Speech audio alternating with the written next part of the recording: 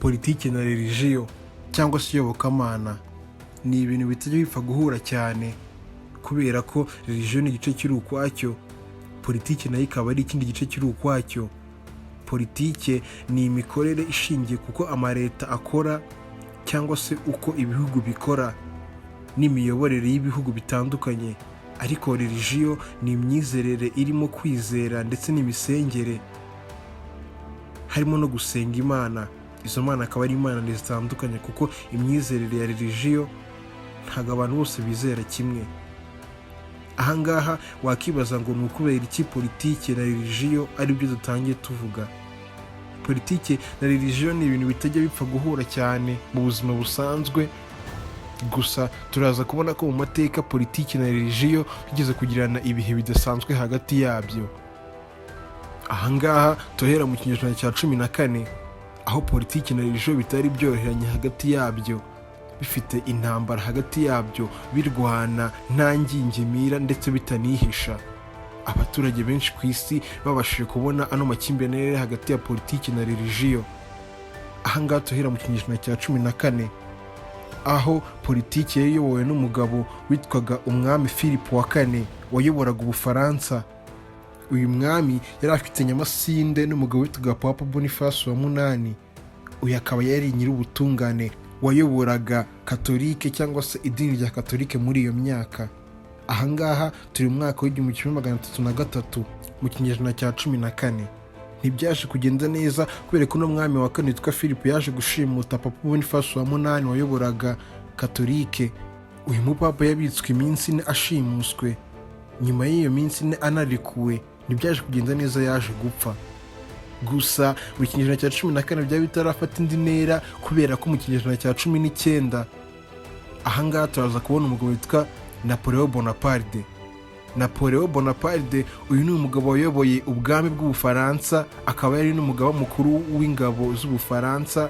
Yaje kugirana ikibazo mu kinyejana cya 19 n'umugabo witwaga Papa Pius wa karindwi. Uyu Papa Pius wa karindwi yari nyiri ubutungane wayoboraga idini rya katolike muri iyo myaka ikinyejana cya 19. Murakaza neza mu kiganiro cy'uyu munsi.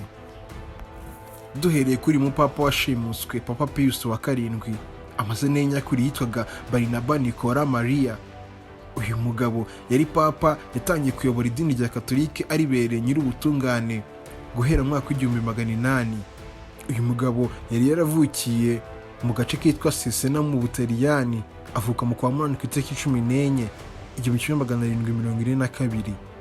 Twagaruka kuri Napoleon nawe wakoze amabara dufata nk'umusazi, wakoze ibidakorwa. Yari umugaba mukuru w'ingabo z'Ubufaransa, yari yaravutse mu kwa munani ku itariki 15 1769. Uyu mwami yakuze afite inyota yo kuyobora, nyuma yaje kubigeraho ayobora ingabo z'Ubufaransa.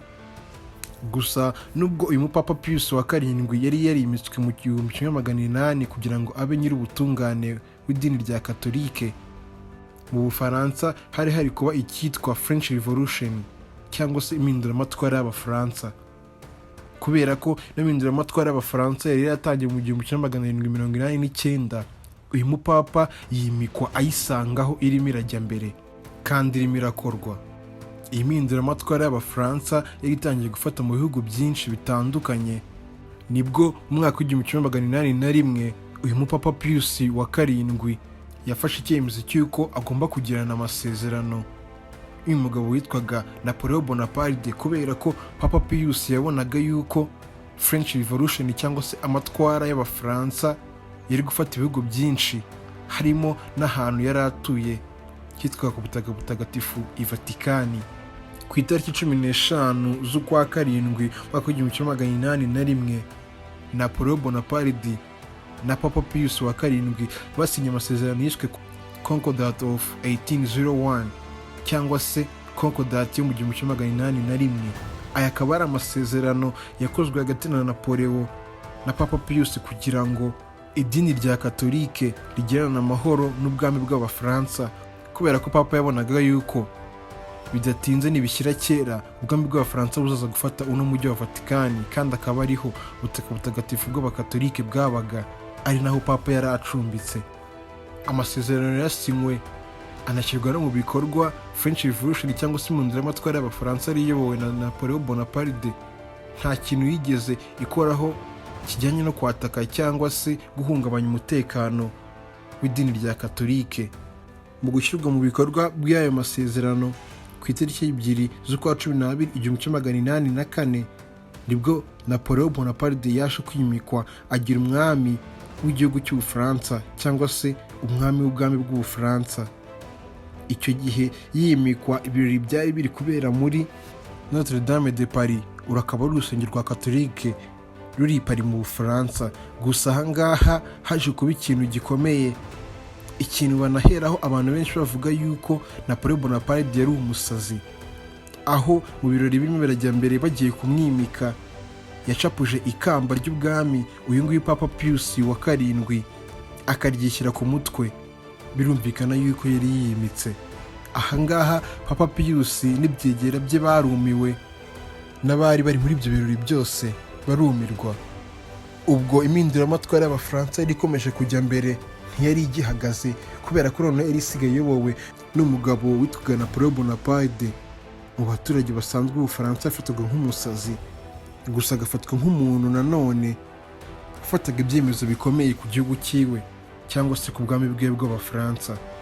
Akimara kujya ku buyobozi yatangiye kwagura French Revolution cyangwa se icyafatwaga nk'impinduramatwara y'Abafaransa mu bihugu byinshi bitandukanye byari bituriye iki gihugu cy'Ubufaransa. Gusa yaje kurengera aho mu mwaka w'1808 yaje gushaka kuyobora umujyi ufatwa nk'umujyi mutagatifu ku bakatolike, i Vatikani, aho yashakaga yuko agomba kuyobora imijyi yose ituriye Ubufaransa na Vatikani ikajya mu maboko yiwe, akajya yiyobora akayigenera amategeko y'ibintu bagomba gukora. Iki cyemezo kikimara kugera kuri Papa Pius wa karindwi ntiyabyakiriye neza kubera ko yari amaze kumva yuko amasezerano basinye ayarenzeho kandi ashaka kuyobora idini ry'Imana Katolike. Kandi icyo gihe ntabwo byari byemeye yuko igihugu cyose gifite abakristo b'Abakatolike cyangwa se idini rya Katolike ryakoreragamo, yuko icyo gihugu cyabashaga kwigaranzura ku butegetsi cyangwa se kuri ino dini rya Katolike.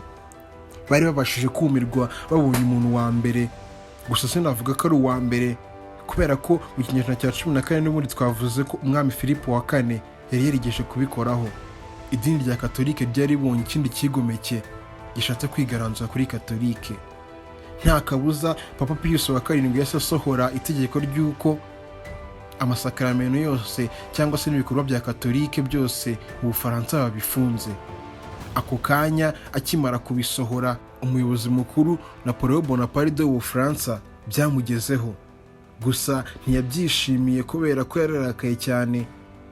Yashakaga kuyobora Ubufaransa akayobora n'ibindi bihugu byose byari bituranye. Nawe yari abonye undi muntu ubasha guhakana itegeko ryiwe kubera ko icyo gihe impinduramatwara y'Abafaransa yari ikomeye, icyo bategekaga cyose mu bihugu bituranye cyarabikoraga. Ntiyabashije kubyakira neza kubera ko Papa Pius wa karindwi yari abyanze. Nta kabuza yahise ategura igitero kigomba kujya gutera ahitwaga Papal State cyangwa se ubu ngubu bahita i Vatikani, nacyo turihita Vatikani ya kera. Ahangaha igitero cyari kigamije gufunga uwitwa Karidinali Paka wari wa kabiri kuri Pius wa karindwi Papa, ndetse bagamije no gushimuta Papa Pius wa karindwi. Byarabaye koko, igitero cyari kiyobowe na General Ladete. Uyu yari umwizerwa wa Napoleon Bonaparte we n'ingabo ziwe binjiye Vatikani ku itariki 5 z'ukwa karindwi 1809. Nibwo binjiye Vatikani barwana n'ingabo za Vatikani, haba intambara itoroshye. Gusa General Ladete yaje gutsinda, aza gushimuta uyu Papa wa karindwi Pius. Amaze kumushimuta yahise amujyana mu Bufaransa amushyikiriza Napoleon Bonaparte. Napoleon Bonaparte nta kindi yakoreye Papa Pius wa karindwi, yamufungiye mu nzu yitwa Fontainebleau iri mu Bufaransa. Iyi akaba ari ingoro ya cyami ikikijwe n'ibiti byinshi. Iyi nzu muri kano kanya akaba ari mize, gusa iyo nzu yamufungiyemo mu mwaka w'1809 yari inzu ikomeye cyane, inzu nini. Napoleon Bonaparte yaje gufunga Papa Pius imyaka igera kuri 5 muri ino nzu ya Fontainebleau iri mu Bufaransa. Yamufunze guhera mu mwaka w'1809 aza kumurekura, nako sinavuga ko yamurekuye, ahubwo yaje kurekurwa mu 1815 aho Napoleon Bonaparte yaje gutsindwa intambara yari arimo ya French Revolution cyangwa se impinduramatwara y'Abafaransa, aho yari amaze gutsindwa n'umugabo witwaga Duke of Wellington. Uyu akaba ari Duke wa mbere cyangwa se umuyobozi wa mbere wayoboye igihugu cyitwa Wellington. Uyu amazina yiwe yitwaga Arthur Wellesley, yarafatanyijwe n'uwitwaga General Blucher. Bafatanya urugamba baza gutsinda Napoleon Bonaparte mwaka w'1815. Iki gihugu cyitwa Wellington akaba ari igihugu cyitwa New Zealand kuri ubu ngubu. Nyuma akimara kuva ku butegetsi, Papa Pius nyuma y'imyaka 5 afungiye muri Fontainebleau nibwo yaje gufungurwa, asubira ku butaka butagatifu i Vatikani, asubira kuyobora idini rya Katolike. Gusa mbere yo kumurekura, Napoleon Bonaparte nawe ntabwo yari ikigoryi, kubera ko yabanje guhatiriza Papa Pius wa karindwi kugira ngo asinye impapuro z'uko Ubufaransa ndetse na Katolike byari bifitanye amahoro muri icyo gihe, kubera ko yabonaga yuko Papa Pius nasubira i Vatikani agasubira mu bubasha bwiwe ashobora kumuteza ibindi bihugu byakoreragamo Katolike bikaza kwataka igihugu cy'Ubufaransa, kandi n'ubundi cyari kivuye mu ntambara kitarisuganya. Yamuhatirije gusinya impapuro z'uko bafitanye amahoro guhera ako kanya.